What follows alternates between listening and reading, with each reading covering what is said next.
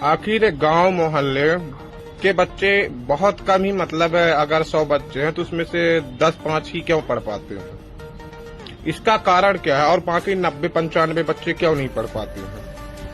मैंने जो चीजें देखी, एहसास की, उसी मुद्दों पर मैं बात करूंगा, वही चीजें बताऊंगा।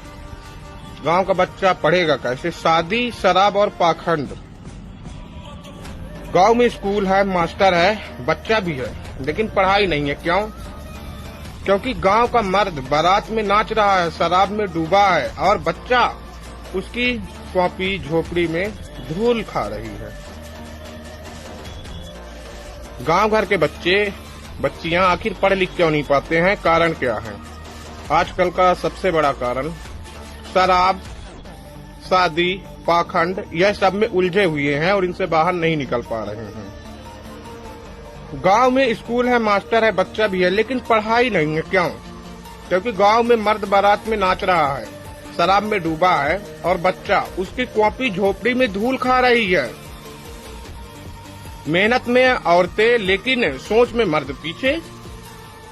एक तरफ औरत खेत में सुबह से शाम तक काम करती है, दूसरी तरफ मर्द चौपाल पर बैठा है, शादी ब्याह की बातें कर रहा है और दारू पी रहा है। उसे चिंता है कौन सी बारात में किस पंडित को बुलाया जाए, लेकिन ये नहीं कि उसका बच्चा स्कूल गया या नहीं। शादी ब्याह, संस्कार, पढ़ाई बेकार। 10,000 शादी में खर्च करना कोई समस्या नहीं है, लेकिन 500 की किताब के लिए बहाना मिलेगा, अभी पैसे नहीं है बेटा, और इसी से तो उनकी जिंदगी तबाह हो रही है।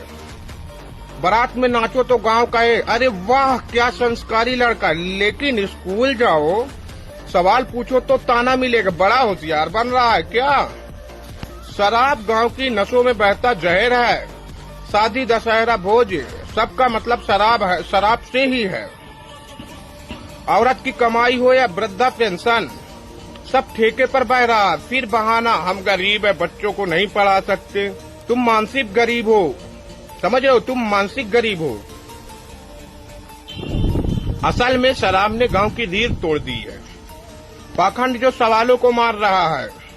हनुमान चालीसा रोज पढ़ी जाती है, लेकिन बच्चे की किताब सालों से खुली नहीं। पंडित को दक्षिणा दी जाएगी, लेकिन कोचिंग फीस के लिए घर गिरवी नहीं रखा जाएगा। मंदिर बनते जाएंगे, लेकिन गांव में लाइब्रेरी नहीं बनेगी, क्योंकि किताबें डर पैदा करती हैं और पाखंड सवालों से डरता है।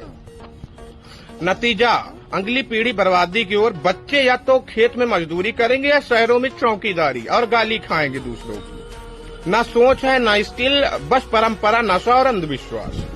और अगली पीढ़ी वही शादी, वही शराब, वही पाखंड, एक लूप में फंसी हुई जिंदगी और बर्बादी की ओर दादा दादा करते हुए दूसरों की गुलामी।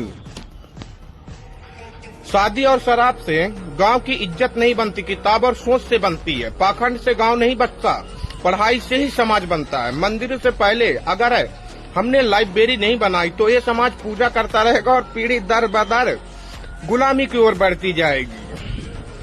अगर आपको लगता है कि ये सच्चाई है, जो कि मैंने अपने जीवन में वास्तविकता ये सारी चीजें होती हुई देखी हैं, तो इसलिए बता रहा हूँ और ये मेरी खुद की सोच है। तो आप लोग इस वीडियो को हर उस इंसान तक पहुँचाओ जो बारात में ज्यादा और स्कूल में कम दिखता है।